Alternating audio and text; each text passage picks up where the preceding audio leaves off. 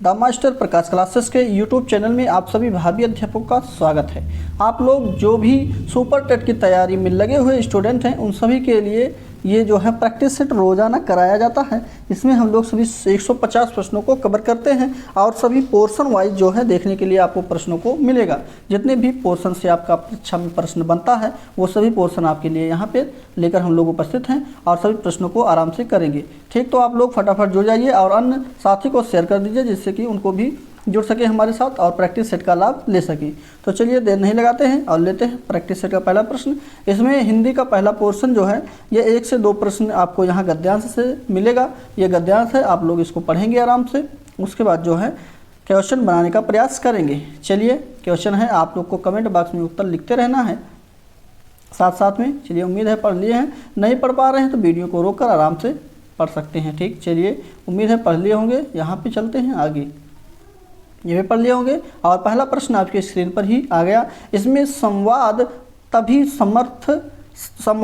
सार्थक होता है जब मधुर आवाज़ हो, शांत माहौल हो, जरूरी बात करना हो या फिर कहने सुनने वाले सक्रिय हों। बहुत अच्छा, तो संवाद कब सार्थक होता है ये बताना है। प्रश्न अच्छा है, तो चलिए देखते हैं ऑप्शन कौन सा सही हो जाएगा।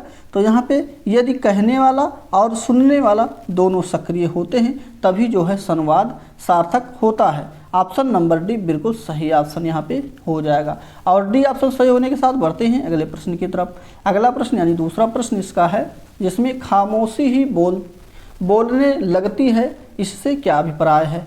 1 मिनट, 3 ऑप्शन दिख रहा है, चौथा नहीं दिख रहा है। चलिए चौथा भी ऑप्शन उम्मीद है दिख रहा होगा आप लोग को।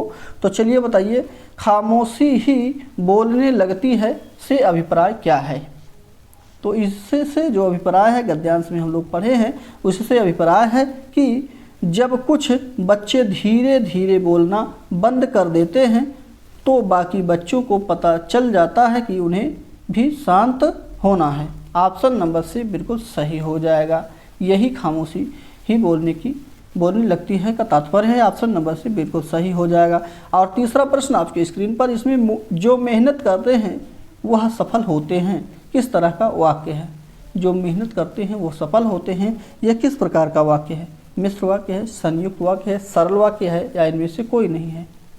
तो ये जो है मिश्र वाक्य है, यानी कि जो मेहनत करेगा वही तो सफल होगा। तो मिश्र वाक्य है, ऑप्शन नंबर पहला बिल्कुल सही ऑप्शन। अगले प्रश्न पे चलते हैं। और असना इसमें किसी के कथन को उद्धृत करते समय किस विराम चिन्ह का प्रयोग किया जाता है। चलिए ऑप्शन तो दिख रहा है, चलिए बताइए फटाफट ऑप्शन कौन सा सही हो जाएगा। तो यहाँ पे बी ऑप्शन बिल्कुल सही, उसको हम लोग अवतरण या उद्धरण चिन्ह का नाम देते हैं। ऑप्शन नंबर यहाँ पे कौन सा सही हो जाएगा, बी बिल्कुल सही ऑप्शन हो जाएगा। ठीक, याद रखिएगा। इसी के साथ हम लोग बढ़ते हैं अगले प्रश्न पे। और अगला प्रश्न है, रंग शब्द से क्रिया बनती है वो कौन सा है। रंग वाला है, रंगना है, रंगीला है या फिर रंगरेज है। बहुत अच्छा प्रश्न है। यहाँ पे ऑप्शन नंबर बी रंगना जो है ये बिल्कुल सही ऑप्शन हो जाएगा। यही रंग शब्द क्रिया से बनी हुई है, बाकी सभी नहीं बने हुए हैं, तो भी बिल्कुल सही ऑप्शन। अगला प्रश्न है आपकी स्क्रीन पर, नाटक से कौन सा विशेषण बनेगा। नाटककार, नटकीय या फिर नटकीयता। तो यहाँ पे नाटक से नाटकीय बनेगा। ऑप्शन नंबर सी इसका बिल्कुल सही ऑप्शन। यहाँ पे विशेषण बनाने की बात किया गया था तो नाटकीय बन जाएगा। ऑप्शन नंबर सी सही होगा। अगला प्रश्न है, व्याकरण की दृष्टि से प्रेम शब्द क्या है। शब्द जो है प्रेम शब्द जो है ये क्या है। चलिए आप लोग कमेंट करके बताइए, अव्यय है ये, भाववाचक संज्ञा है या फिर क्रिया है या फिर विशेषण है। चलिए कमेंट बॉक्स में आप लोग छाप दीजिए इसका आंसर। चलिए फटाफट, बहुत अच्छे।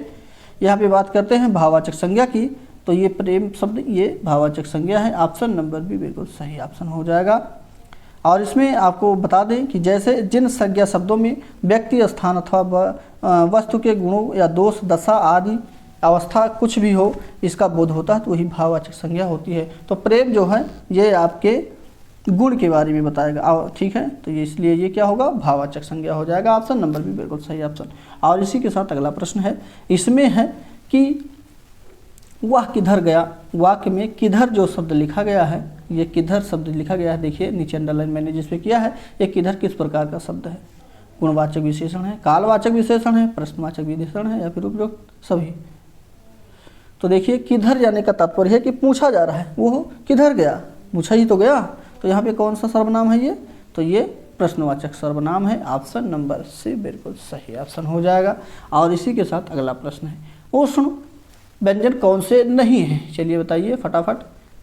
तो उष्ण व्यंजन के अंतर्गत ये तीनों प्रकार के सा आते हैं और हा आता है। तो यहाँ पे सा तो तीनों प्रकार के मिल गए, ये दोनों देखिए तीनों मिल गए, लेकिन हा नहीं मिल रहा है, तो ये गा है, तो ये नहीं शामिल होगा, बाकी सभी इसमें शामिल है। चार मैंने बता ही दिया, 4 वर्ण उस व्यंजन के हैं। ये बड़ा सा है, खष्टी सा है और छोटा सा है और हा होते हैं। ठीक, चलिए क्लियर हो गया होगा, से बिल्कुल सही ऑप्शन। अगला प्रश्न है, अगला प्रश्न को आपको बताना है, बच्चे छत पर खेल रहे हैं, इस वाक्य में रेखांकित शब्द जो लिखा गया है, ये पर देखिए यहाँ पे लिखा गया है पर, ये रेखांकित शब्द है, इसमें कौन सा कारक प्रयुक्त है ये बताना है। संप्रदान कारक है, करण कारक है, अपादान है या फिर अधिकरण है। बच्चे छत पर खेल रहे हैं, तो यहाँ पे ये अधिकरण कारक का उदाहरण है। ऑप्शन नंबर डी बिल्कुल सही ऑप्शन। नेक्स्ट प्रश्न है, प्यास का तत्सम रूप क्या होगा, प्यासा होगा, पिपासा होगा, प्यास होगा या फिर प्रयास होगा। 11वें नंबर का प्रश्न है, आपको बताना है यहाँ पे तत्सम रूप प्यास का क्या हो जाएगा। प्यास का तत्सम रूप यानी कि संस्कृत में बनाना है तो पिपासा होगा। ऑप्शन नंबर भी बिल्कुल सही ऑप्शन। ठीक, चलिए जैसे अगर बात करते हैं प्यास, तृष्णा, पनेच्छा, ये सभी जैसे इच्छा, लोभ जैसे धन की पिपासा होती है, यही जो है आपका प्यास का तत्सम रूप हो जाएगा। नेक्स्ट प्रश्न है, कार्य प्रत्यय में निम्नलिखित या माफ कीजिए कार्य प्रत्यय में से निर्मित कौन सा शब्द नहीं होगा। नहीं के विषय में पूछा गया है, जैसे पत्रकार, कलाकार, कुंभकार, बड़प्पन। तो यहाँ पे आप लोग को स्पष्ट दिख रहा है, बड़प्पन में कोई कार से निर्मित नहीं हुआ है, ये प्रत्यय है कार। ऑप्शन नंबर डी बिल्कुल सही ऑप्शन हो जाएगा। और नेक्स्ट प्रश्न है, राम आम खाता है में वाच्य का कौन सा रूप है। राम आम खाता है में कौन सा वाच्य है, चलिए इस प्रकार से बताइए। मान लीजिए राम आम खाता है वाक्य है, इसमें कौन सा वाच्य है, चलिए इस प्रकार से बताइए आप लोग। अब तो पता हो गया होगा, कृतवाच्य है, कर्मवाच्य है, भाववाच्य है या फिर उभयवाच्य। चलिए फटाफट, बहुत अच्छा प्रश्न है। तो यहाँ पे राम आम खाता है, तो ये कृतवाच्य है। ऑप्शन नंबर पहला बिल्कुल सही ऑप्शन हो जाएगा। ठीक, चलिए बहुत अच्छा। अगर बात करते हैं राम आम खाते हैं में कृतवाच्य है, तो इसमें कर्ता जो है मुख्य होता है। मुख्य होने का तात्पर्य इसमें आकर्मक तथा सकर्मक दोनों तरह की क्रियाओं का प्रयोग हुआ होता है, तो वो कृतवाच्य होता है। ठीक, चलिए बहुत अच्छे। ऑप्शन नंबर यहाँ पे जो सही होगा वो पहला बिल्कुल सही होगा। नेक्स्ट प्रश्न है, माता पिता में कौन सा समास है। देखिए एक दूसरे के अपोजिट या द्वंद्वात्मक जहाँ पर होते हैं वे द्वंद्व जो है समास के अंतर्गत आते हैं, तो ऑप्शन नंबर यहाँ पे बी बिल्कुल सही ऑप्शन आपका होगा। द्वंद्व समास का उदाहरण है माता पिता। और दूसरी बात, एक दूसरे के ये विपरीत भी होते हैं, ये भी ध्यान रखिएगा। ठीक, तो ऑप्शन नंबर यहाँ पे कौन सा सही हो जाएगा, बी बिल्कुल सही ऑप्शन होगा। अगला प्रश्न है, आप लोग को कमेंट बॉक्स में इसका आंसर छापना है। चलिए बताइए, पीपर पात सरिस मंडोला में पंक्ति में कौन सा अलंकार है। रूपक अलंकार है, उपमा अलंकार है, यमक अलंकार है, श्लेष अलंकार है। पीपर पात सरिस मंडोला में अलंकार बताना है। चलिए बताइए फटाफट, बहुत अच्छे। 15 नंबर का प्रश्न, ऑप्शन नंबर यहाँ पे भी उपमा अलंकार का ये उदाहरण हो जाएगा। ठीक, जहाँ अत्यधिक समानता के कारण एक वस्तु या प्रणाली की तुलना दूसरे वस्तु या प्रणाली से की जाए, वहाँ पे उपमा अलंकार होता है। और यहाँ पे तुलना ही की गई है, जैसे पीपर पात सरिस मंडोला, जैसे पीपर का पत्ता हिलता है उस प्रकार से हमारा मन भी डोलता रहता है। ठीक, तो ऑप्शन नंबर यहाँ पे भी बिल्कुल उपमा हो जाएगा। नेक्स्ट प्रश्न है, जिसके पास कुछ भी ना हो उसे क्या कहते हैं एक शब्द में, तो उसको अंकिंचन कहते हैं। जिसके पास कुछ भी नहीं होता है उसको अंकिंचन कहा जाता है। बी बिल्कुल सही ऑप्शन, एक शब्दों में उसको अंकिंचन कहते हैं। नेक्स्ट है परिमल, यहाँ पे शब्द के 4 अर्थ दिए गए हैं, आपको सटीक समानार्थी शब्द का चयन करना है। तो परिमल का समानार्थी शब्द कौन सा हो जाएगा, चलिए सुख है, सर्वोत्तम गंध है, विमर्दन है या फिर सहवास है। 17 नंबर का प्रश्न है, चलिए बताइए फटाफट। इसका पर्यायवाची की बात करते हैं परिमल की, तो चंदन होता है, कुमकुम होता है। और वहीं पे बात करते हैं सुख की, पहला ऑप्शन जो लिखा गया है इसका उल्लास, खुशी होता है। सहवास की रति होता है। और विमर्दन की पीड़ा देने वाला जो विनाशक होता है उसका होता है। तो यहाँ पे भी सर्वोत्तम गंध बिल्कुल सही ऑप्शन हो जाएगा परिमल का। ठीक, ध्यान रखिएगा। चलिए, जैसे चंदन की लकड़ी उकड़ी जो होती है उसी का परिमल भी कहा जाता है। ठीक, अगला प्रश्न है, निस्दिन बरसत नयन हमारे पंक्ति में कौन सा रस है। वियोग रस है। देखिए यहाँ पे जो है रोने की बात किया गया है, किसी के मतलब याददाश्त में रोने की बात की गई है। ऐसे ही आप लोग अगर पढ़े होंगे, निस्दिन बरसत नयन हमारे, मतलब आँखों से पानी हमेशा रोज़ ही निकल रहे हैं किसी की याद में।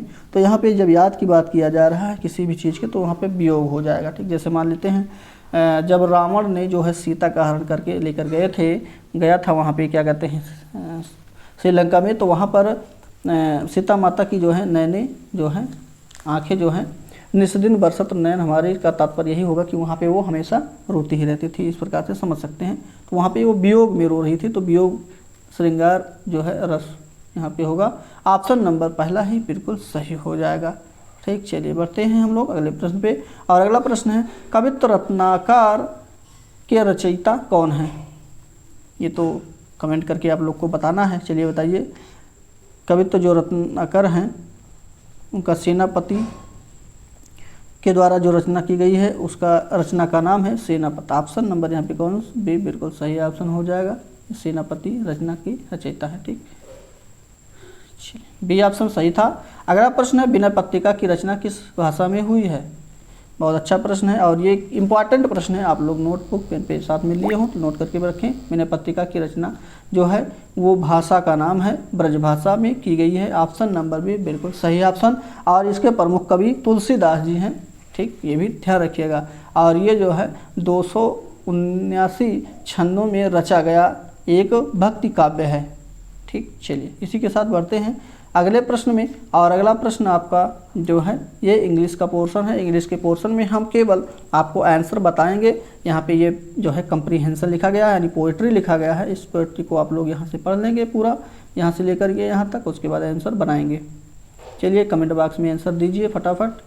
What is the meanings of word, जो यहाँ पे ये शब्द लिखा गया है इसकी मीनिंग क्या होगी, यह लिखा गया है। तो चलिए बताइए।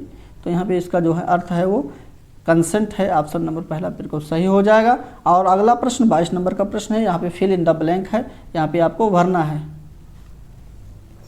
बोथ मीनाक्षी, उसके बाद स्पेस है यानी खाली स्थान है, फिर सुमन मे कम टुडे। तो यहाँ पे जो भरा जाएगा वो एंड भरा जाएगा। बोथ मीनाक्षी एंड सुमन। ठीक, चलिए ये कंजक्शन है। ऑप्शन नंबर भी बिल्कुल सही हो जाएगा। नेक्स्ट प्रश्न है और इसमें जो है आपको प्रेडिकेट, सब्जेक्ट और प्रेडिकेट को ढूंढना है। यहाँ पे ये चलिए यहाँ पे बताइए इस सेंटेंस में कौन सा सब्जेक्ट है कौन सा प्रेडिकेट है या दोनों है, चलिए ये बताना है। बहुत अच्छे। तो यहाँ पे ऑप्शन नंबर जो है भी बिल्कुल सही हो जाएगा। यहाँ पे ये सब्जेक्ट होगा, सब्जेक्ट प्रेडिकेट होगा। ऑप्शन नंबर भी बिल्कुल सही ऑप्शन। नेक्स्ट प्रश्न है और यहाँ पर ये आपका अल्टरनेटिव कन्वेंटिंग द डायरेक्ट स्पीच में बदल देना है इसको। ठीक, जैसे don't go near the water children she said, तो इसको बदलना है। नरेशन है, ये नरेशन का प्रश्न है। ऑप्शन नंबर इसका जो सही होगा वो डी ऑप्शन बिल्कुल सही हो जाएगा। She warned the children not to go near the water. Option number D बिल्कुल सही। इसी के साथ अगला 25 नंबर का प्रश्न इसमें है आपका, complete the following sentence with an appropriate article. Dry these boats in, sun के साथ में क्या लगाएंगे, द लगाएंगे, एन लगाएंगे, ए लगाएंगे या फिर नन ऑफ दीज लगा दिया जाएगा। तो बहुत अच्छे। तो यहाँ पे ये द का प्रयोग किया जाएगा क्योंकि ये अपने आप में बहुत विशाल है, महान है। ठीक, ऐसा कर सकते हैं, नेचर ऑब्जेक्ट है। ठीक, तो द लगेगा, द सन हो जाएगा। इसी के साथ अगला प्रश्न 26 नंबर का, ये कंप्रीहेंशन यानी पैराग्राफ्स है। इसको आप लोग आराम से पढ़ेंगे और उसके बाद आंसर बनाने का प्रयास करेंगे। ठीक, मालूम है, उम्मीद है पढ़ लिए होंगे। ठीक, चलिए अगले पेज पर चलते हैं, ये भी पढ़ लिए होंगे। और यहाँ पे 26 नंबर का प्रश्न आपके स्क्रीन पर आ भी गया। Both the word educator and engineer are क्या है? यहाँ पे 26 नंबर का प्रश्न आपका सी ऑप्शन बिल्कुल सही हो जाएगा। ये नाउन है दोनों। ठीक, ये और ये दोनों क्या है? नाउन है दोनों शब्द। नेक्स्ट है करेक्ट स्पेलिंग कौन सा सही होगा? तो यहाँ पे पहला स्पेलिंग जो लिखा गया है अकोमोडेट बिल्कुल सही ऑप्शन स्पेलिंग है, बाकी सभी गलत है। नेक्स्ट प्रश्न है complete the following sentence these are certain animals which can leaves both, उसके बाद फिर स्पेस है वाटर एंड फिर स्पेस है लैंड। तो देखिए यहाँ पे हम पढ़ दे रहे हैं, आप लोग को मान लीजिए दिख नहीं रहा होगा तो हमारे द्वारा इसको पढ़ दिया जा रहा है इसमें, इसलिए आपको कंफ्यूज होने की ज़रूरत नहीं है। तो यहाँ पे इन पहले जगह पे यहाँ पे इन भरा जाएगा, ठीक है, और दूसरी जगह पे ऑन भरा जाएगा। On the land in the water, यानी पानी में और ज़मीन पर। ठीक, चलिए इसी के साथ अगले प्रश्न पे चलते हैं। और अगला प्रश्न है, यहाँ पे एक अंडरलाइन किया हुआ शब्द है जिसको टीचिंग लिखा गया है।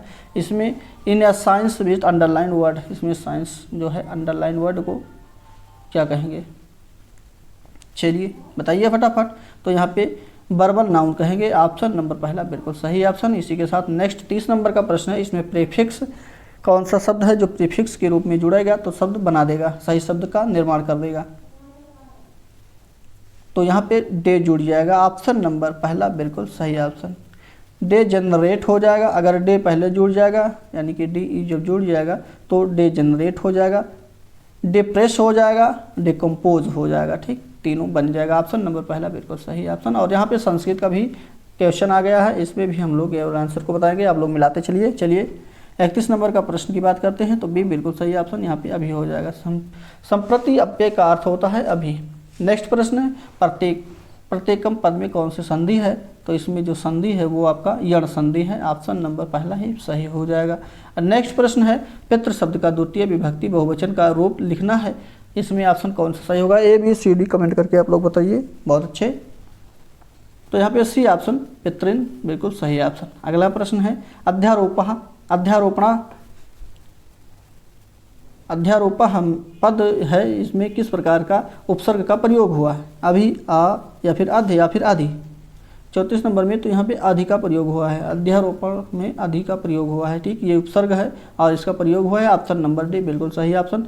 नीलोत्पलम में कौन सा समास है, तो इसमें कर्मधारय समास है, ऑप्शन नंबर जो है बी बिल्कुल सही ऑप्शन, नीलपुल, ठीक है, ये ध्यान रखिएगा। ऑप्शन नंबर भी सही होने के साथ अगले प्रश्न में चलते हैं। 36 नंबर का प्रश्न है और इसमें ऑप्शन पहला ही बिल्कुल सही हो जाएगा, ये नीति शतक से सूती जो है उद्घृत किया गया है, ऑप्शन नंबर फर्स्ट सही था। नेक्स्ट है 37 नंबर में और इसमें सी ऑप्शन तृतीया वचन का ये हो जाएगा। सुखीन जो शब्द पद है, ये शब्द है, ये इसकी विभक्ति तृतीया विभक्ति है। नेक्स्ट प्रश्न है, वकार का उच्चारण स्थान क्या है, चलिए 38 नंबर का मिलान करिए, बी बिल्कुल सही ऑप्शन, दंतोष्ट जो है ये वकार का उच्चारण स्थान होगा। अगला प्रश्न है, वनिता का पर्यायवाची शब्द कौन सा है, तो इसका पर्यायवाची शब्द जो है वो ये सभी हैं, जैसे स्त्री है, कांता है, कामनी है, ये सभी वनिता का पर्यायवाची शब्द होते हैं, ऑप्शन नंबर डी इस प्रश्न का बिल्कुल सही ऑप्शन। और इसी के साथ ये 40 नंबर का प्रश्न है, ये हमारे ख्याल से जो है आपका श्लोक लिखा गया है, माफ़ कीजिए, संस्कृत का पैराग्राफ गद्यांश है, इसको आप लोग पढ़ेंगे, उसके बाद नीचे आंसर दिया गया है, उसको बनाएंगे। चलिए यहाँ लिख दिया गया है, ऑप्शन भी आपको मिल गया है, तो पहला ऑप्शन बिल्कुल सही ऑप्शन, शरीर जो है बिल्कुल शरीरम सही हो जाएगा। और इसी के साथ यहाँ पे विज्ञान का प्रश्न शुरू होता है। विज्ञान का पहला प्रश्न लेते हैं 41 नंबर का, इसमें पूछा गया, सांप का जहर जो अत्यधिक संशोधित लार होती है उसमें क्या पाया जाता है। चलिए आप लोग यहाँ से थोड़ा डिटेल के साथ पढ़ेंगे, जिसको हम लोग जू टॉक्सिन कहते हैं, ठीक, यही जो है एक विष है जो सांप के जहर में पाया जाता है, ऑप्शन नंबर सी बिल्कुल सही ऑप्शन, जू टॉक्सिन्स बिल्कुल सही ऑप्शन हो जाएगा। ठीक, याद रख लीजिए, सांप के जहर में क्या पाया जाता है, जू टॉक्सिन्स पाया जाता है। ठीक, ये क्या है, एक प्रकार का विष है। चलिए जान गए आप लोग। चलिए बढ़ते हैं अगले प्रश्न पे। अगला प्रश्न है, भारी जल किसे कहते हैं, तो इसका फार्मूला जो होता है D2O होता है, ड्यूटोरियम ऑक्साइड जिसको कहते हैं, तो इसका ऑप्शन नंबर जो है सी बिल्कुल सही ऑप्शन हो जाएगा, ड्यूटोरियम ऑक्साइड यहाँ लिखा भी गया है। इसी के साथ अगला प्रश्न है, क्वांटम सिद्धांत की स्थापना किसने की थी। चलिए बताइए, मैक्स प्लैंक के द्वारा, मार्क्स निकोलस के द्वारा, अल्बर्ट आइंस्टाइन के द्वारा, या फिर अल्फ्रेड हिचकॉक के द्वारा किया गया है। वो भी क्वांटम सिद्धांत की स्थापना की बात किया गया है, तो ऑप्शन नंबर इसका जो है पहला बिल्कुल सही ऑप्शन हो जाएगा। कार्ल प्लैंक के द्वारा क्वांटम सिद्धांत की स्थापना किया गया है, ऑप्शन नंबर पहला सही होने के साथ नेक्स्ट पे चलते हैं। प्रोथ्रोम्बिन जो रक्त का थक्का बनने के लिए जिम्मेदार है, वो किसके द्वारा स्रावित किया जाता है। बहुत अच्छा, छोटी आंत, रक्त प्लेटलेट्स, बड़ी आंत या फिर हृदय। तो ये जो है रक्त प्लेटलेट्स के द्वारा जो है स्रावित होता है, ऑप्शन नंबर भी बिल्कुल सही ऑप्शन। यही जो है आपका प्रोथ्रोम्बिन, यही खून के बनने में, जो खून का थक्का जब कहीं कट जाता है, निकलता है, तो खून को जो जमाने में या थक्का बनाने में सहायक होता है, ये प्रोथ्रोम्बिन ही होता है। ऑप्शन नंबर यहाँ पे बी बिल्कुल सही हो जाएगा। ठीक, और ये रक्त प्लेटलेट से स्रावित होता है, ये भी ध्यान रखिएगा। चलिए अगला प्रश्न है, वर्षा मापने के यंत्र को क्या कहा जाता है। जब वर्षा होती है तो उसको मापा जाता है कि कितनी बारिश हो रही है, कितना बारिश हुआ है, तो उसका यंत्र कौन सा है। बहुत अच्छा, तो यहाँ पे हाइटोमीटर के नाम से जाना जाता है, ऑप्शन नंबर से बिल्कुल सही ऑप्शन आपका हो जाएगा। इसी के साथ अगला इसमें है कि किस एक ध्रुवीय सहसंयोजक बंध है, इसमें से कौन सा एक ध्रुवीय सहसंयोजी बंध है ये बताना है। 46 नंबर का प्रश्न है, ऑप्शन आपकी स्क्रीन पर है, कमेंट करके बताइए। तो यहाँ पे PCl जो है वो पहला जैसे ऑप्शन है, यही जो है सह एक ध्रुवीय सहसंयोजी बंध है। ऑप्शन नंबर यहाँ पे पहला बिल्कुल सही ऑप्शन हो जाएगा। और इसी के साथ अगला, कौन सी एक ग्रीन हाउस गैस नहीं है? कार्बन डाइऑक्साइड, जलवाष्प, carbon monoxide, nitrous oxide. Green house gas के बारे में पूछा गया है और वो भी नहीं है ये पूछा गया है। तो यहाँ पे सी देखिए, CFC जो है, CFC नहीं है, ये कार्बन मोनोऑक्साइड है। ठीक, तो यहाँ पे कौन सा ऑप्शन सही हो जाएगा आपका? ऑप्शन नंबर सी बिल्कुल सही हो जाएगा। ठीक, कार्बन डाइऑक्साइड, मीथेन, जलवाष्प एवं नाइट्रस ऑक्साइड ये ग्रीन हाउस गैस के अंतर्गत आएगी, लेकिन कार्बन मोनोऑक्साइड नहीं आएगी। ठीक, CO जिसको कहा जाता है ये कार्बन मोनोऑक्साइड है, इसका जो है फार्मूला सूत्र यही होता है। ऑप्शन नंबर सी बिल्कुल सही। नेक्स्ट प्रश्न है, आमों को कृत्रिम रूप से पकाने के लिए किस रसायन का प्रयोग किया जाता है? तो इसमें जो प्रयोग किया जाता है आमों को कृत्रिम रूप से पकाने के लिए, कैल्शियम कार्बाइड जिसका फार्मूला होता है CaC2। ठीक, तो इसी का प्रयोग किया जाता है। या फलों के नमी के संपर्क में आते ही एसिटिलीन गैस का निर्माण करता है, जिससे कि फल जो है एथिलीन की भांति कृत्रिम रूप से पक जाते हैं। ठीक, इसमें ऑप्शन नंबर जो सही होगा वो कौन सा सही है? Calcium carbide. Option number C बिल्कुल सही हो जाएगा। इसी के साथ अगला, हाइपर टेक्स्ट का उपयोग किसके द्वारा, यानी कि हाइपर टेक्स्ट का जो है किसके द्वारा आविष्कार किया गया था ये बताना है। 49 नंबर का प्रश्न है, option number D, Ted Nelson के द्वारा इसका प्रयोग किया गया, यानी उपयोग आविष्कार किया गया। ऑप्शन नंबर डी बिल्कुल सही। नेक्स्ट है, मोतियाबिंद के इलाज के लिए किस दवा का प्रयोग किया जाता है? मोतियाबिंद के लिए किस इलाज के लिए किस दवा का प्रयोग किया जाता है? बहुत अच्छे। तो यहाँ पे ये लेटनोप्रोस्ट जो है इस नामक दवा का प्रयोग किया जाता है मोतियाबिंद के लिए। ऑप्शन नंबर सी इस प्रश्न का बिल्कुल सही ऑप्शन। और यहाँ पर गणित का पोर्शन आपका स्टार्ट होता है। गणित के पोर्शन को हम लोग स्किप करते हैं 20 प्रश्न को, उसके बाद जो है आगे बढ़ेंगे। और अगर आप लोग को इसको सॉल्व करना है तो हमारे Telegram channel the master Prakash classes को फॉलो कर लीजिए, सर्च करके फॉलो कर लीजिए। वहाँ से इसके सभी 150 प्रश्न का PDF आपको वहाँ से उपलब्ध हो जाएगा। आप लोग इसके प्रश्न को सॉल्व कर सकते हैं। और अगर नहीं सॉल्व करना चाहते हैं PDF का, तो सर के द्वारा हमारे इस प्रैक्टिस सेट को यानी पूरा डिटेल में मैथ पढ़ाया जा रहा है, वहाँ से आप लोग जाकर पूरा डिटेल के साथ पढ़ाई कर सकते हैं। और अभी तक वीडियो को लाइक नहीं किए हैं तो फटाफट कर दीजिए। चैनल को सब्सक्राइब नहीं किए हैं, जो भी स्टूडेंट नए हैं तो फटाफट सब्सक्राइब कर लीजिए। बेल आइकन की घंटी को भी दबा लीजिए, जिससे कि समय समय पर आपको नोटिफिकेशन मिलता रहे। तो चलिए, ये सब कहने वाली बात नहीं है, फटाफट आप लोग कर लीजिए। चलिए, 71 नंबर का प्रश्न है, आपके स्क्रीन पर आ गया है। इसमें पूछा गया है कि कौन सा न्यायिक आदेश है जो उच्च न्यायालय तथा उच्चतम न्यायालय यानी हाई कोर्ट तथा सुप्रीम कोर्ट द्वारा किसी व्यक्ति को किसी सार्वजनिक कार्यालय पर अधिकार करने से रोकने के लिए जारी किया जाता है? चलिए, 71 का प्रश्न है। ऑप्शन नंबर आपके स्क्रीन पर आ ही गया है। चलिए बताइए। बहुत अच्छा। तो यहाँ पे ऑप्शन नंबर डी, अधिकार परीक्षा जो है इसी के अंतर्गत ये जारी किया जाता है। डी बिल्कुल सही ऑप्शन हो जाएगा। और 72 नंबर का प्रश्न आपके स्क्रीन पर है, नीति आयोग का निर्माण किस संस्था के स्थान पर किया गया है? योजना आयोग, IRDA आयोग, दूरसंचार विभाग आयोग या फिर सूचना प्रौद्योगिकी विभाग? बहुत अच्छा प्रश्न है। बात करते हैं नीति आयोग की, तो राष्ट्रीय भारत परिवर्तन संस्थान इसका पूरा जो है नाम है। और ये 1 जनवरी 2015 को इसका नामकरण बदल दिया गया है। नीति आयोग, योजना आयोग पहले इसका नाम था, अब नीति आयोग हो गया है। और इसका मुखिया जो होता है वो प्रधानमंत्री होता है। इसको आप लोग याद कर लीजिए। 1 जनवरी 2015 में इसका नाम बदलकर जो है नीति आयोग कर दिया गया। ठीक, चलिए, इसका मुखिया कौन होता है यानी अध्यक्ष कौन होता है? तो भारत का प्रधानमंत्री होता है।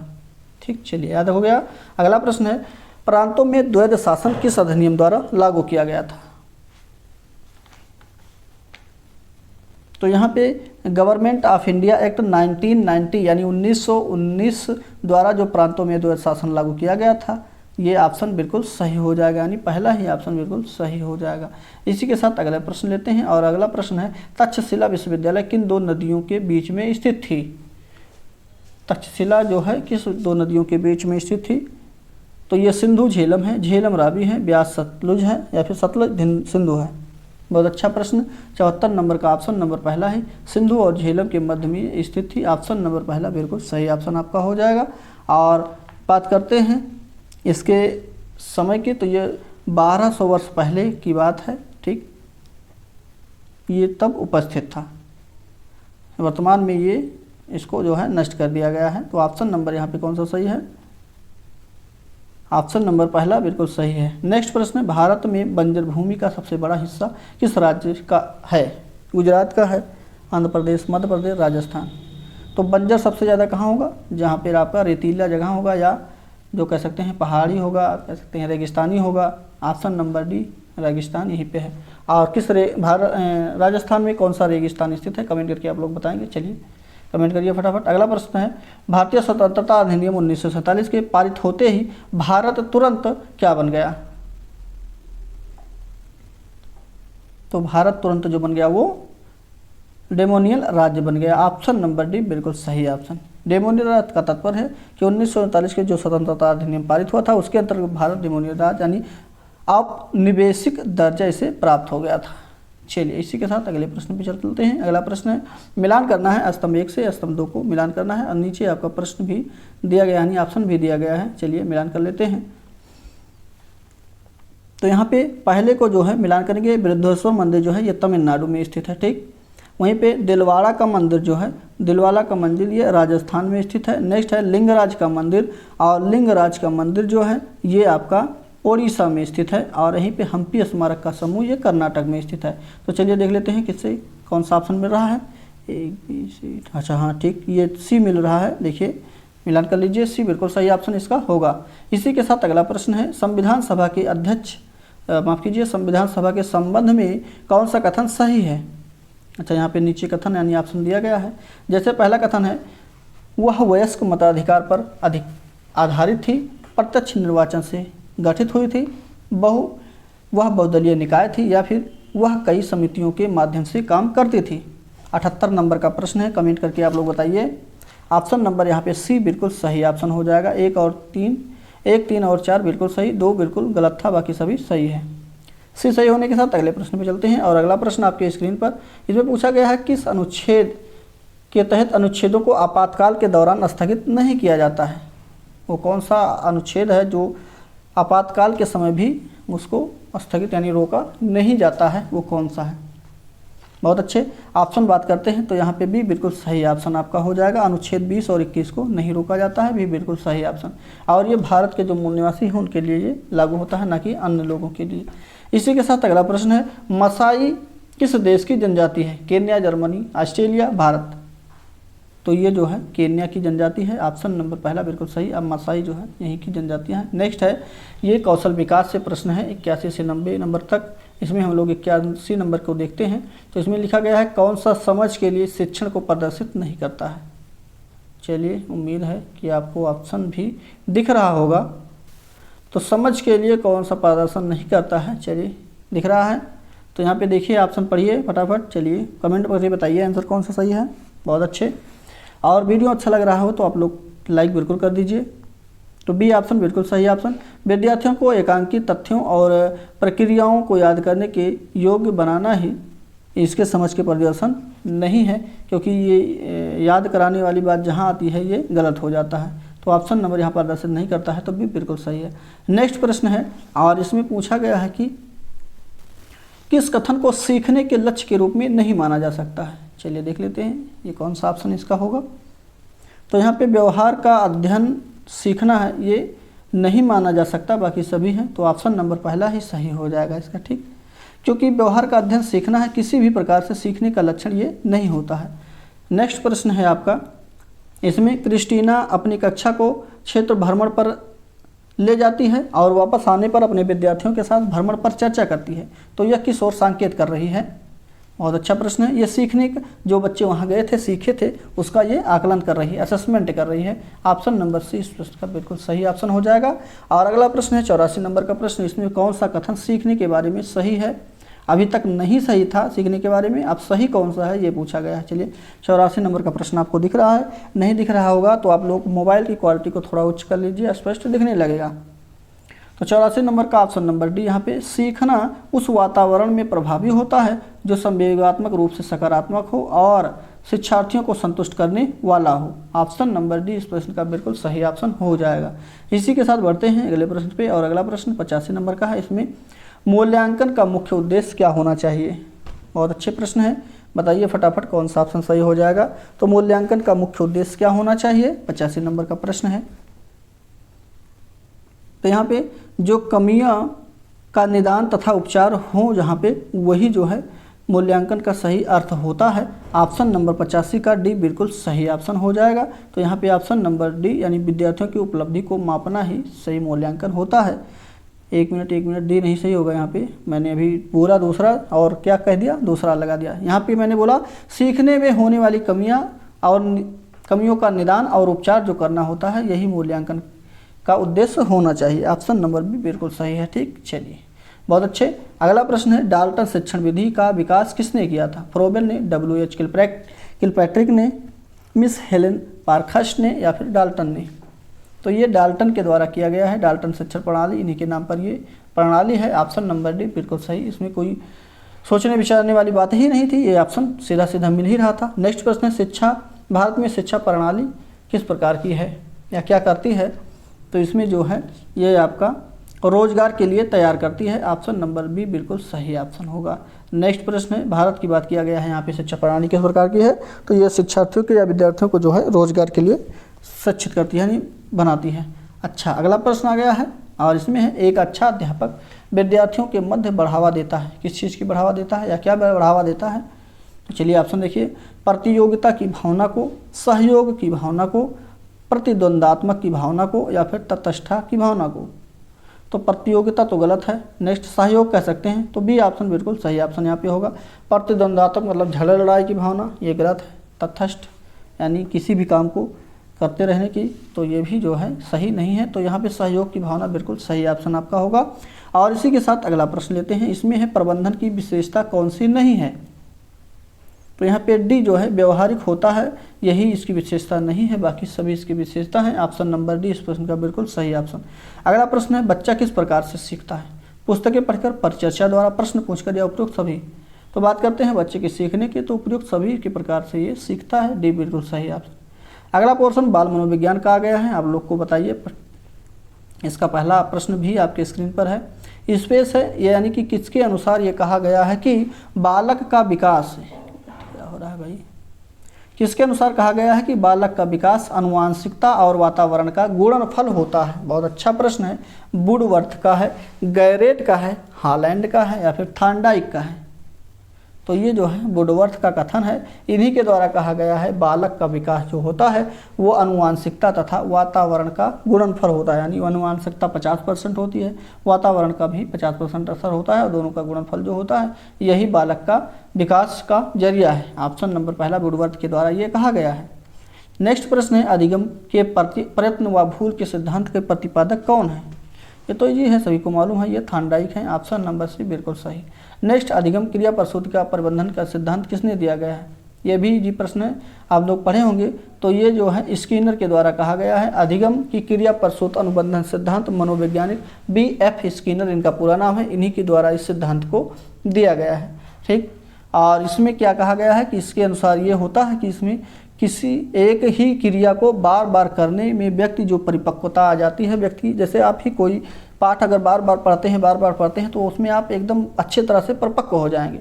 उसी प्रकार से इन्होंने जो प्रयोग किया था वो प्रयोग जो है चूहा और बिल्ली पर किया था इसमें। ठीक, चूहों पर प्रयोग किया गया था और इसमें बिल्ली जो प्रयोग किया था उसमें बार बार बिल्ली उछल कूद करती थी गेट खोलने के लिए, और वो अंत में क्या होता है, गेट को खोल लेती है। ठीक, तो ये ऑप्शन नंबर यहाँ पे डी बिल्कुल सही।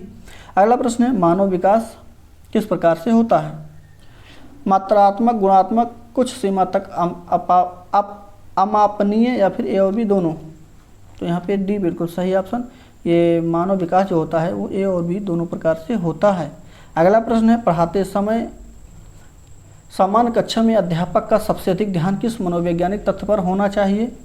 सारी शिक्षण तकनीकी पर, शारीरिक क्षमता पर, व्यक्तिगत भिन्नता पर, या फिर पारिवारिक स्थिति पर? तो ये जो है व्यक्तिगत भिन्नता पर होनी चाहिए, क्योंकि अध्यापक के क्लास में यानी कक्षा में विभिन्न प्रकार के, हर व्यक्तिगत भिन्नता प्रकार के बच्चे जो हैं वहाँ पे बैठे होते हैं, उनको ध्यान में रखकर जो है शिक्षण कार्य को करना चाहिए। तो इसलिए ऑप्शन नंबर सी इसका सही आंसर हो जाएगा। अगला प्रश्न है, सीखने का सबसे उपयुक्त अर्थ क्या है? सीखने का सबसे अधिक उपयुक्त अर्थ कौन सा है? कौशल अर्जन है, ज्ञान अर्जन है, व्यवहार में परिमार्जन है, या फिर व्यक्तिगत समायोजन है? 96 नंबर का प्रश्न आप लोग बताइए फटाफट।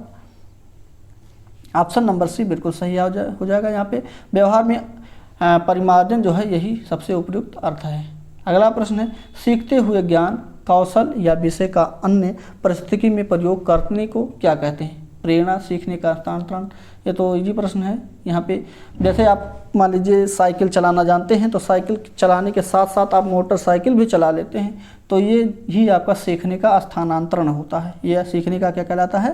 स्थानांतरण कहलाता है। और ये सीखने का स्थानांतरण जो होता है ये धनात्मक भी होता है, ऋणात्मक भी होता है और शून्य भी होता है, कभी कभी नहीं भी होता है। ठीक, ये ध्यान रखिएगा। तो शून्य उसको कहा जाता है। भी बिल्कुल सही ऑप्शन इसका हो जाएगा। अगला प्रश्न है, बाल विकास में क्या होता है? तो बाल विकास मतलब कब से शुरू हो जाता है? तो ये गर्भावस्था से किशोरावस्था तक अध्ययन जो होता है, इसमें बाल विकास इसी को कहा जाता है। सी बिल्कुल सही ऑप्शन होगा। नेक्स्ट प्रश्न है 99 नंबर का प्रश्न, इसमें कौन सा अधिगमकर्ता को अधिक स्वतंत्रता देता है? संरचनावाद, क्रियाशीलतावाद, व्यवहारवाद या फिर सृजनशीलतावाद? 99 नंबर का प्रश्न है। ऑप्शन नंबर सी जो है, सी क्या कह सकते हैं? डी बिल्कुल सही, सृजनशीलतावाद बिल्कुल सही ऑप्शन इसका होगा। डी ऑप्शन सही होने के साथ नेक्स्ट पे चलते हैं। विशेष रूप से जरूरतमंद बच्चों की शिक्षा का प्रबंध होना चाहिए, तो किसके लिए होना चाहिए? चलिए बताइए फटाफट। बहुत अच्छे, यहाँ पे डी ऑप्शन बिल्कुल सही हो जाएगा। विशेष विद्यालयों में विशेष शिक्षकों द्वारा जो है ज़रूरतमंद बच्चों की शिक्षा का प्रबंध होना चाहिए, तो डी बिल्कुल सही ऑप्शन है। और यहाँ पे हम लोग 100 प्रश्नों को कवर कर चुके हैं, और इसी के बाद 1 नंबर से लेकर 28 या 30 नंबर प्रश्न तक आपका करंट अफेयर और सामाजिक ज्ञान का यानी सामान्य ज्ञान का प्रश्न यहाँ पे देखने के लिए मिलेगा। इसको हम थोड़ा तेज़ी के साथ करेंगे, क्योंकि करंट अफेयर आपको यहाँ पे नए करंट अफेयर में देखते चलिएगा, आप लोग मिलान करते चलिएगा। ठीक, तो 101 नंबर का प्रश्न है। इसमें पूछा गया है कि जो ब्रिज है ये किस में अपनाई जाने वाली तकनीकी है? एथलीट में, कुश्ती में, भारोत्तोलन में, कराटे में? तो ये कुश्ती में अपनाई जाने वाली तकनीकी है। बी ऑप्शन बिल्कुल सही होगा। अगला प्रश्न है, किस पुस्तक को समाजवाद की बाइबल कहते हैं? समाजवाद की बाइबल किस पुस्तक को कहा गया है? तो ये दास कैपिटल को कहा गया है। ऑप्शन नंबर बी बिल्कुल सही ऑप्शन है। और ये कार्ल मार्क्स के द्वारा, एक मिनट, कार्ल मार्क्स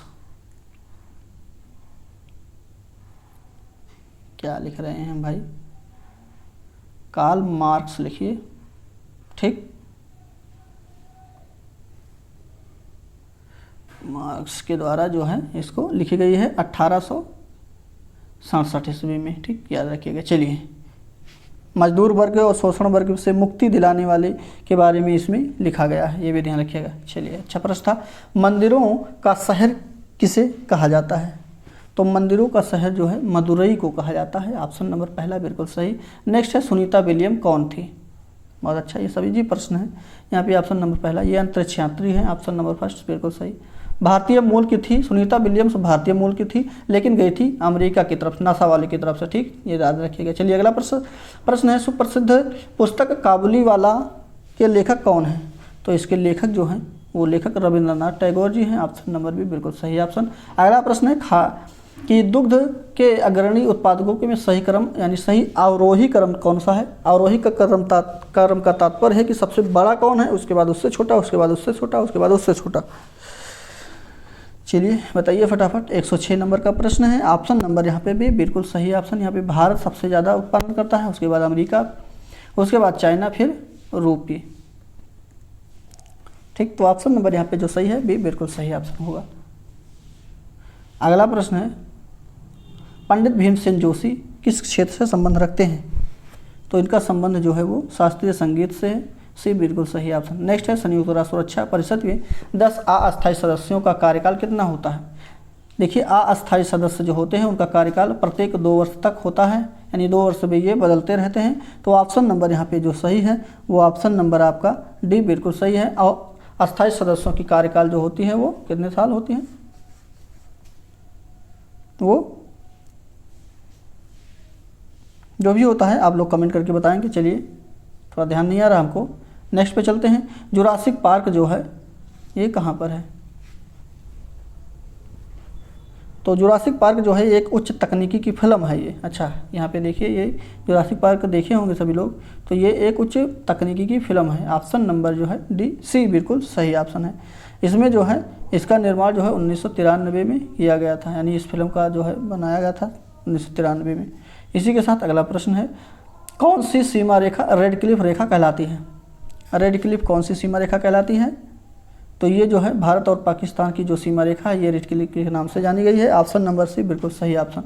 अगला प्रश्न है, संसार की छत किसे कहते हैं? बहुत अच्छा, पामीर की गांठ या पामीर का छत जो है यही संसार की छत कहलाते हैं। सबसे बड़ी जो है गांठ या छत के नाम से इसी को जाना जाता है। तिब्बत में स्थित है। ऑप्शन नंबर सी इस प्रश्न का बिल्कुल सही ऑप्शन हो जाएगा।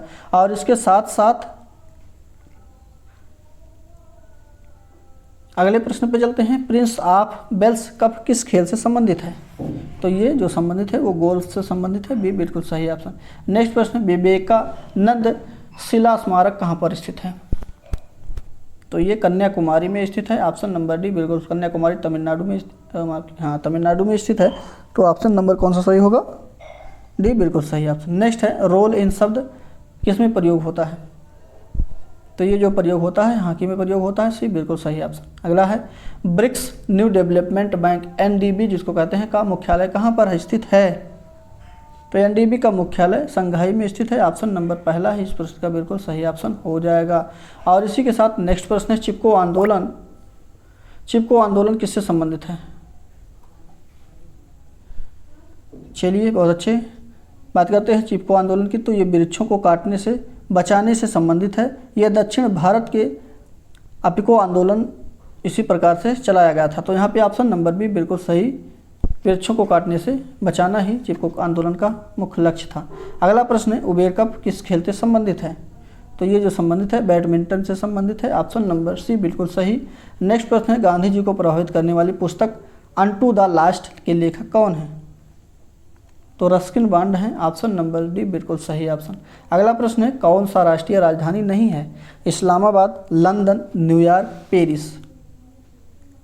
बहुत अच्छा प्रश्न है। तो यहाँ पे ऑप्शन नंबर इसका सी बिल्कुल सही। न्यूयॉर्क अमेरिका का एक शहर है, ना कि राजधानी है। राजधानी जो है अमेरिका का वो डीसी वाशिंगटन है। ठीक, ध्यान रखिएगा, सी बिल्कुल सही ऑप्शन।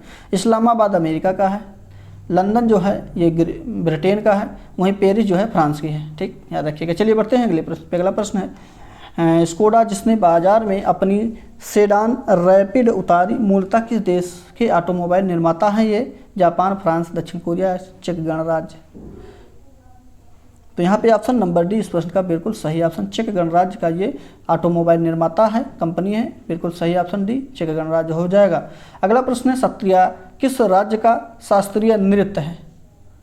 सत्रिया जो है ये किस राज्य का लोक नृत्य है? शास्त्रीय नृत्य है, लोक नृत्य नहीं है। तो ये जो है ऑप्शन नंबर सी, ये असम का लोक शास्त्रीय नृत्य है। ऑप्शन नंबर सी इस प्रश्न का बिल्कुल सही ऑप्शन होगा। और ये बहुत ही इंपॉर्टेंट क्वेश्चन है, इसको आप लोग नोटबुक में बिल्कुल नोट कर रखिए। नेक्स्ट प्रश्न है, शिवा थापा का संबंध किससे है, यानी किस खेल से? तो इनका संबंध जो है वो बॉक्सिंग से है। ऑप्शन नंबर पहला बिल्कुल सही। नेक्स्ट प्रश्न, संयुक्त राष्ट्र सुरक्षा परिषद के 5 अस्थायी सदस्यों में कौन कौन हैं? चलिए ऑप्शन देख लेते हैं। चलिए ऑप्शन भी दिख रहा होगा। तो अस्थायी सदस्यों में कौन कौन शामिल हैं? सबसे पहले बात करते हैं संयुक्त राज्य अमेरिका की। तो इसमें अमेरिका स्थित है, मतलब अमेरिका शामिल है, रूस शामिल है, ब्रिटेन शामिल है, फ्रांस शामिल है और चीन भी शामिल है। तो यहाँ पे ऑप्शन नंबर इसका जो है बी बिल्कुल सही ऑप्शन होगा। चीन, फ्रांस, रूस, ब्रिटेन और अमेरिका। ठीक, मैंने क्रम से नहीं बोला, लेकिन यहाँ पे क्रम से इस प्रकार से है, याद रखिएगा, बी बिल्कुल सही ऑप्शन। इसी के साथ अगला प्रश्न है, कौन सा सुमेलित नहीं है? चलिए, Sania Mirza tennis, Saina Nehwal badminton, Jhulan Goswami cricket, जीव मिल्खा सिंह शतरंज। ऑप्शन बताइए फटाफट। तो यहाँ पे डी ऑप्शन बिल्कुल सही होगा। जीव मिल्खा सिंह शतरंज से संबंधित नहीं, ये गलत है। ठीक, ये फ्लाइंग सिख के नाम से जाने जाने वाले हैं। और ये जो है शतरंज के खिलाड़ी, धावक, शतरंज खिलाड़ी ना होकर के ये एक धावक थे। ऑप्शन नंबर डी बिल्कुल, धावक का मतलब जो दौड़ में हिस्सा लेते थे उन्हीं को धावक कहा जाता था। ऑप्शन नंबर डी बिल्कुल सही ऑप्शन होगा। अगला प्रश्न है, किसे सफ़ेद हाथियों का देश कहा जाता है? सफ़ेद हाथियों को देश जो है थाईलैंड को कहा जाता है। ऑप्शन नंबर जो है डी पहला बिल्कुल सही ऑप्शन हो जाएगा। और इसका होना इस बात का प्रतीक है कि राजा न्याय और शक्ति के साथ राज्य करता है। ठीक, ऑप्शन नंबर पहला बिल्कुल सही। नेक्स्ट है, गुजरात का प्रसिद्ध नृत्य कौन सा है? तो गुजरात का प्रसिद्ध नृत्य जो है वो गरबा है। ऑप्शन नंबर गरबा है, डी बिल्कुल सही ऑप्शन, गरबा नहीं गरबा है। ठीक, ध्यान रखिएगा। चलिए, उम्मीद है आप लोग को आ रहा होगा समझ में। यदि वीडियो अच्छा लग रहा हो तो वीडियो को लाइक बिल्कुल कर दीजिए और सेशन को भी सब्सक्राइब शेयर कर दीजिए, जिससे अन्य साथी भी इसका लाभ लेते रहें। चलिए फटाफट। नेक्स्ट है, पन्नालाल घोष कौन सा वाद्य यंत्र बजाते थे? तो ये जो बताते थे बांसुरी बजाते थे। ऑप्शन नंबर पहला सही। नेक्स्ट है, रियो शिखर सम्मेलन का संबंध किससे है? तो इसका जो संबंध है वो जैव विविधता पर सम्मेलन है। ऑप्शन नंबर यहाँ पे पहला बिल्कुल सही यही है। पृथ्वी सम्मेलन हुआ था पहली बार। ठीक, यहाँ रखिएगा 1993 की बात है। ऑप्शन नंबर 1992 में ऑप्शन नंबर जो है पहला बिल्कुल सही ऑप्शन है। नेक्स्ट प्रश्न है, सार्क का मुख्यालय कहाँ पर स्थित है? बहुत अच्छा। भारत के जितने भी पड़ोसी देश हैं उन सब में जो है सभी को मिलाकर सार्क देश यानी सार्क के सार्क के नामक संगठन में शामिल हैं। और इसका मुख्यालय जो है वो क्या कहते हैं, नेपाल के काठमांडू में स्थित है। ऑप्शन नंबर भी बिल्कुल सही ऑप्शन इसका होगा। और इसी के साथ चलते हैं अगले प्रश्न पे। हाँ, और मैंने सार्क की बात किया था, तो सार्क जो है ये साउथ एसोसिएशन रीजन कॉरपोरेशन का जो है देशों का संगठन है, इसमें ध्यान रखिएगा। अगला प्रश्न है, कितनी भारतीय भाषाओं में सर्वोत्तम लेखन के लिए साहित्य अकादमी पुरस्कार दिए जाते हैं? तो ये जो है 24 भाषाओं के लिए दिए जाते हैं साहित्य अकादमी पुरस्कार। ऑप्शन नंबर डी बिल्कुल सही ऑप्शन इसका हो जाएगा। ठीक, ध्यान रखिएगा। तो 22 भाषाएं तो अपने जो 8वीं अनुसूची में शामिल हैं वो हैं। उसके साथ साथ अन्य जो 2 भाषाएं हैं वो राजस्थानी हैं और अगला कौन सा है? अगला जो है अंग्रेजी है। ठीक, ध्यान रखिएगा। इन 2 अलग से भाषाओं को जोड़ा गया है जिससे 24 भाषाएं हो गई हैं। नेक्स्ट प्रश्न है, ये रीजनिंग का प्रश्न है। इसके आंसर को हम बताएंगे, आप लोग इसको सॉल्व कर लीजिएगा। पहला ऑप्शन सही हो जाएगा उत्तराखंड। जैसे चेन्नई जो है तमिलनाडु की राजधानी है, देहरादून किसकी राजधानी है? उत्तराखंड की। चलिए, अगला प्रश्न है 32 नंबर का, इसमें आप लोग को पढ़ना है। यहाँ पे ऑप्शन नंबर इसका सी सही हो जाएगा। ठीक, चलिए इसी के साथ अगला इसमें जो है बेनारेक का ये क्वेश्चन है, इसमें सी ऑप्शन सही हो जाएगा। 1 मिनट, ऑप्शन तो देखिए पहले तभी तो सही होगा। चलिए दी 6 जो है बिल्कुल सही ऑप्शन है। ठीक, 6 सही है। इसी के साथ अगला प्रश्न है 34 नंबर का प्रश्न 134 का। तो यहाँ पे पहला ऑप्शन बिल्कुल सही हो जाएगा। इसको आप लोग देख लीजिएगा, हम बता दे रहे हैं, आप लोग सॉल्व कर लीजिएगा। ठीक, 35 नंबर की बात चलते हैं। तो 35 नंबर में भी ऑप्शन जो सही होगा वो पहला ही ऑप्शन 2 बिल्कुल सही हो जाएगा। इसी के साथ कंप्यूटर का प्रश्न 5 यहाँ पे देख लेते हैं फटाफट। इसमें CPU में कौन सा भाग कंप्यूटर घटकों की गतिविधियों का संचालन करता है? तो यहाँ पे सी ऑप्शन बिल्कुल कंट्रोल यूनिट जो है यही इसके गतिविधियों का संचालन करता है। ऑप्शन नंबर सी बिल्कुल सही हो जाएगा। बात करते हैं CPU के पूरे नाम की, तो कंट्रोल प्रोसेसिंग यूनिट इसका पूरा नाम भी है, ये भी ध्यान रखिएगा। कभी कभी CPU का पूरा नाम भी पूछा जा सकता है। अगला है EDP का पूरा नाम बताना है। चलिए देखिए यहाँ पर पूरा नाम भी आ गया। तो इसका पूरा नाम है electronic data processing. Option number यहाँ पे जो सही होगा वो पहला ही बिल्कुल सही हो जाएगा, इलेक्ट्रॉनिक डेटा। यहाँ पे 1 मिनट, हाँ यहाँ पे डेटा कर लीजिएगा, डेया लिखा हुआ है, डेटा कर लीजिएगा। ठीक, चलिए तो यहाँ पे ऑप्शन नंबर पहला ही सही होगा। अगला प्रश्न है डिजिटल सामग्री क्या है? तो डिजिटल सामग्री जो है वो उपयुक्त सभी हैं, जैसे स्मार्टफोन, इंटरनेट, टैबलेट, ये सभी डिजिटल सामग्री के अंतर्गत आते हैं। नेक्स्ट है वर्ल्ड वाइड वेब की स्थापना कब की गई थी? www यहाँ देखते होंगे आप लोग, जब भी कोई साइट सर्च करते हैं तो वर्ल्ड वाइड वेब की स्थापना कब की गई थी ये बताना है। तो ये 1994 की गई थी। ऑप्शन नंबर पहला बिल्कुल सही। नेक्स्ट प्रश्न है वेब ब्राउज़र का विकास किसने किया? तो इसका विकास जो किया गया है वो टिम बर्नर्स-ली के द्वारा किया गया है। ऑप्शन नंबर पहला बिल्कुल सही। नेक्स्ट है जीवन कौशल प्रबंधन एवं अभिवृद्धि का प्रश्न, इसमें भारत में व्यावसायिक शिक्षा कब शुरू की गई थी ये बताना है। चलिए फटाफट 10 प्रश्न बचे हैं, कर लेते हैं हम लोग। तो चलिए कमेंट बॉक्स में आप लोग उत्तर लिखते रहें भाई, आप लोग एकदम सुस्त पड़ गए हैं। चलिए बताइए। तो यहाँ पे पहला बिल्कुल सही, 1986 ईस्वी में व्यावसायिक शिक्षा का प्रारंभ किया गया था। ऑप्शन नंबर फर्स्ट बिल्कुल सही ऑप्शन हो जाएगा। नेक्स्ट है अभिप्रेरणा और अधिगम के बारे में कौन सा कथन सही है। चलिए अभिप्रेरणा और अधिगम के बारे में सही कथन ढूंढना है। चलिए ऑप्शन देख लेते हैं, क्वेश्चन को हम लोग पढ़ ही चुके हैं। तो यहाँ पे ऑप्शन नंबर जो सही होगा कौन सा सही है, तो यहाँ पे सी ऑप्शन बिल्कुल सही ऑप्शन। अधिगम केवल तभी प्रभावी होगा जब शिक्षार्थी के भीतर प्रेरणा हो, सीखने की अंतर्निहित इच्छा हो, तभी अधिगम जो है प्रेरित होगा। ठीक, तो ऑप्शन नंबर सी बिल्कुल सही। अगला प्रश्न है, विद्यार्थियों को दिया जाने वाला परामर्श की सबसे अधिक उपयोगिता यह है कि वह क्या करे। चलिए 43 नंबर का सी ऑप्शन, इसमें आत्मविश्वास की अभिवृद्धि होती है। ऑप्शन नंबर सी बिल्कुल सही ऑप्शन हो जाएगा। वहीं पे अगला प्रश्न है, संवैधानिक प्रावधान कौन से हैं। पढ़िए ऑप्शन और बताइए कौन सा ऑप्शन सही हो जाएगा यहाँ पे।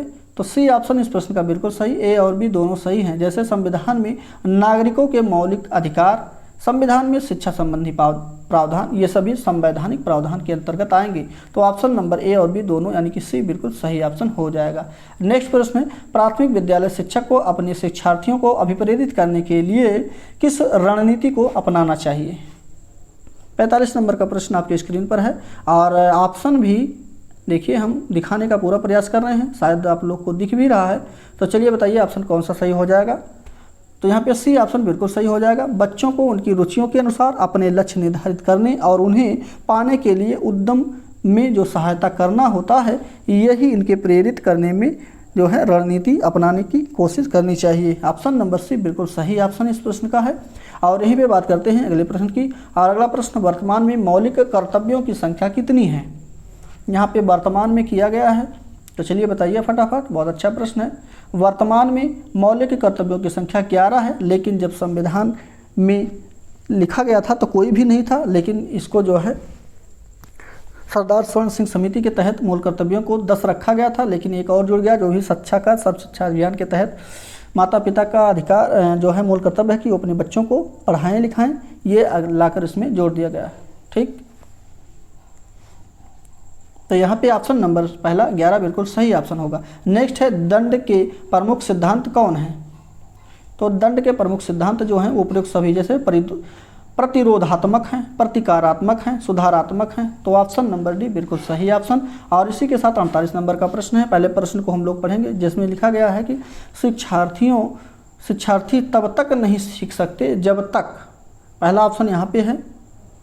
उसके बाद ऑप्शन को चलिए थोड़ा छोटा कर दें जिससे दिखने लगे, उम्मीद है दिख रहा होगा। शिक्षार्थी तब तक नहीं सीखते हैं जब तक वे सीखने के लिए तैयार ना हो। देखिए ऑप्शन नंबर में लिखा गया है वो सीखने के लिए तैयार ना हो तब तक वो सीख नहीं पाएंगे। तो सी बिल्कुल सही ऑप्शन इसका हो जाएगा। यहीं पे अगले प्रश्न पे चलते हैं। अगले प्रश्न में है स्पेस है, उसके बाद प्रेरणाएं अनुभूतियों के संतुष्टिकरण की अवधारणाओं तक पहुँचने और व्यक्तिगत लक्ष्यों को प्राप्त करने की जो आवश्यकता को संबोधित करती हैं उन्हें क्या कहा जाता है। भावनात्मक, संरक्षण उन्मुखी या फिर सुरक्षा उन्मुखी या फिर प्रभावी। तो यहाँ पे ऑप्शन नंबर पहला बिल्कुल सही ऑप्शन, उन्हें भावनात्मक संबोधन करती है। ऑप्शन नंबर फर्स्ट बिल्कुल सही ऑप्शन। यहीं पे अगला प्रश्न है आपका, संविधान के किस अनुच्छेद में नागरिकों के मूलभूत कर्तव्यों की चर्चा की गई है। बहुत अच्छा प्रश्न है। तो यहाँ पे संविधान के अनुच्छेद की बात किया गया है, तो अनुच्छेद जो है आपका वो अनुच्छेद 51 का ए है, जिसके तहत नागरिकों के मूलभूत कर्तव्यों की चर्चा की गई है। और कर्तव्यों की संख्या कितनी है, 11 निर्धारित है। अभी ऊपर के प्रश्नों में हम लोग देखे हैं, तो याद रखिएगा बी बिल्कुल सही ऑप्शन इसका हो जाएगा। और यहाँ पे हम लोग सभी 150 प्रश्नों को कवर कर चुके हैं। कितने प्रश्न आपके सही बने जरूर बताएंगे, और वीडियो हमारा कैसा लगा अपना राय जरूर बताएंगे। वीडियो को लाइक शेयर सब्सक्राइब नहीं किए हैं तो फटाफट बिल्कुल कर लीजिए, इसमें कोई दो राय नहीं है। और ऐसे ही हमारे साथ बने रहिए। मिलते हैं अगले प्रैक्टिस सेट में। बहुत बहुत धन्यवाद।